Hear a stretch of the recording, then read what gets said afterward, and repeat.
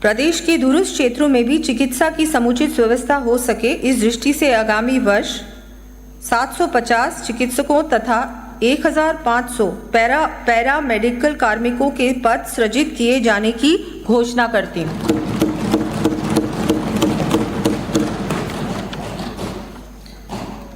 प्रदेशवासियों को स्वास्थ्य के प्रति जागरूक करने एवं बेहतर लाइफस्टाइल के लिए प्रेरित करने हेतु फिट इंडिया की तर्ज पर फिट राजस्थान अभियान 50 करोड़ रुपए के प्रावधान के साथ आरंभ करने की मैं घोषणा करती हूँ। इसके अंतर्गत विभिन्न आउटडोर गतिविधियों के संचालन के साथ ही प्रदेशवासियों को अपनी डाइट में एडिबल ऑयल की मात्रा में न्यूनतम 10% कमी करने के लिए भी प्रेरित किया जाएगा। प्रदेश में नवीन आयुष नीति लाई जाएगी तथा पारंपरिक चिकित्सा पद्धतियों को प्रोत्साहित करने की दृष्टि से पूर्णतः निरोगी होने पर गांवों को आयुष्मान आदर्श ग्राम घोषित कर 11 लाख रुपए प्रोत्साहन राशि दिए जाने की घोषणा करती हूँ।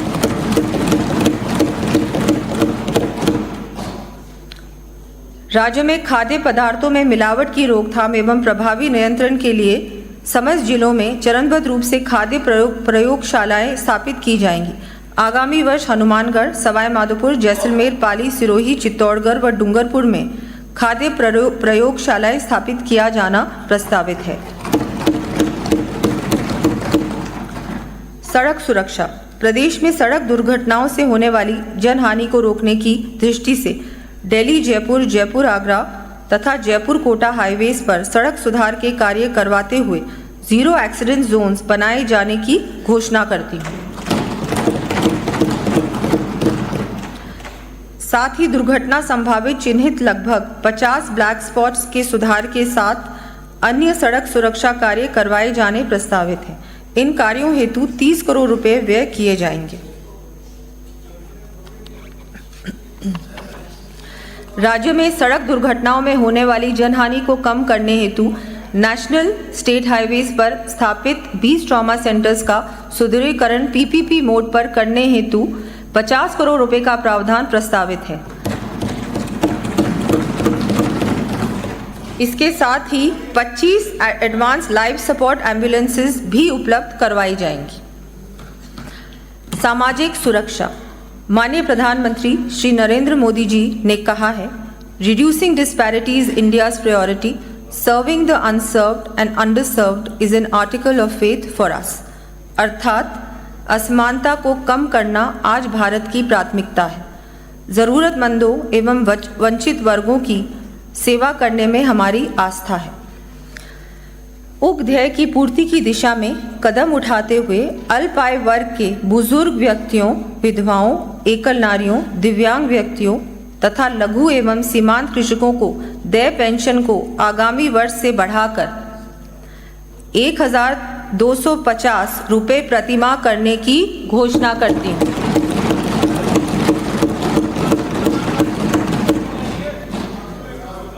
बेघर, वृद्धजन एवं असहाय निराश्रित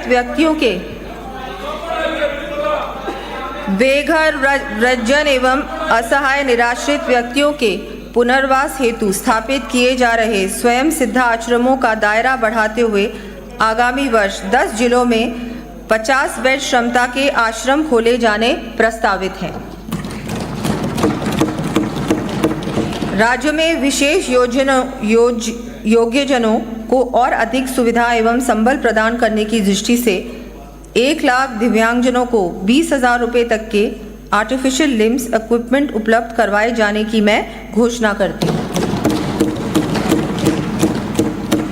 इस पर 150 करोड़ रुपए का व्यय किया जाना प्रस्तावित है। साथ ही आर्टिफिशियल लिम्स इक्विपमेंट की गुणवत्ता के संबंध में रिसर्च हेतु 20 करोड़ रुपए का प्रावधान किया जाएगा। विमुक्त, घुमंतु और अर्ध घुमंतु समुदायों के सशक्तिकरण एवं उत्थान की दृष्टि से दादू दयाल घुमंतु सशक्तिकरण योजना प्रारंभ करने की घोषणा करती हूँ। इस पर 60 करोड़ रुपए का व्यय प्रस्तावित है। इसी के साथ ऐसे परिवारों को आश्रय उपलब्ध कराने हेतु आगामी वर्ष में 25,000 पट्टे वितरित किए जाने की भी घोषणा करती हूँ। प्रदेश में माटी कला से जुड़े कलाकारों के उत्थान के लिए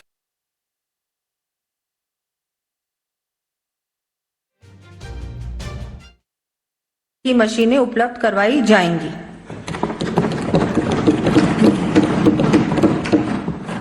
प्रदेश के एससी, एसटी, ओबीसी, ईडब्ल्यूएस, सफाई कर्मचारी, दिव्यांगजन आदि को आर्थिक संबल प्रदान करने की दृष्टि से अनुजा, ओबीसी एवं अल्पसंख्यक निगमों द्वारा दिए गए ऋणों के क्रम में वन टाइम सेटलमेंट स्कीम लाई जानी प्रस्तावित है। सफाई कर्मचारी, दिव्यांगजन आदि को आर्थिक संबल प्रदान करने की दृष्टि से अनुजा, ओबीसी एवं अल्पसंख्यक निगमों द्वारा दिए गए ऋणों के क्रम में वन टाइम सेटलमेंट स्कीम लाई जानी प्रस्तावित है। हमारे द्वारा gig workers, online platform workers को सोशल सिक्योरिटी प्रदान करने के लिए गठित निधि से आगामी वर्ष इन युवाओं की इनकम में वृद्धि की दृष्टि से लैंग्वेज सर्टिफिकेशन कोर्सेज कराने की सुविधा निःशुल्क दिया जाना प्रस्तावित करती हूँ।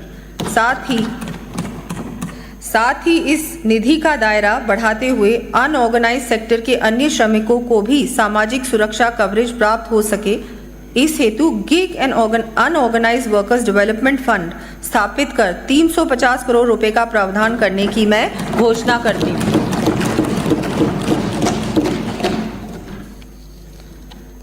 प्रदेश में जरूरतमंद परिवारों तथा वंचित वर्ग के विद्यार्थियों को शिक्षण एवं आवासीय सुविधा उपलब्ध करा संबल प्रदान करने की दृष्टि से विभिन्न छात्रावास, आवासीय विद्यालय खोले जाएंगे। इनका विवरण मैं सदन के पटल पर प्रस्तुत कर रही हूँ।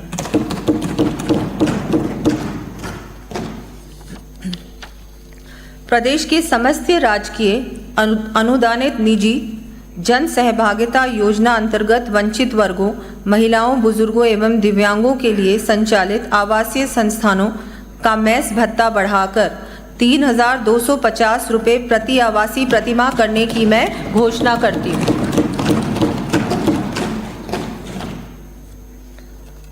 माननीय अध्यक्ष महोदय, हमारे संविधान निर्माता भारत रत्न बाबा साहेब डॉक्टर भीमराव अंबेडकर जी ने कहा था, I measure the progress of a community by the degree of progress which women have achieved। अर्थात मैं किसी समुदाय की प्रगति महिलाओं की प्रगति के आधार पर मापता हूँ। ये हम सबका प्रमुख दायित्व है कि हम अपने प्रदेश में महिलाओं के उत्थान के लिए हर संभव प्रयास करें। इसी क्रम में बालिका गृहों में निवासरत बालिकाओं के 18 वर्ष पूर्ण करने के बाद भी उन्हें हैंड होल्डिंग की आवश्यकता होने पर सुविधा प्रदान करने की दृष्टि से सभी संभागीय मुख्यालयों पर 50 bedded Saraswati half way home स्थापित किए जाने प्रस्तावित हैं।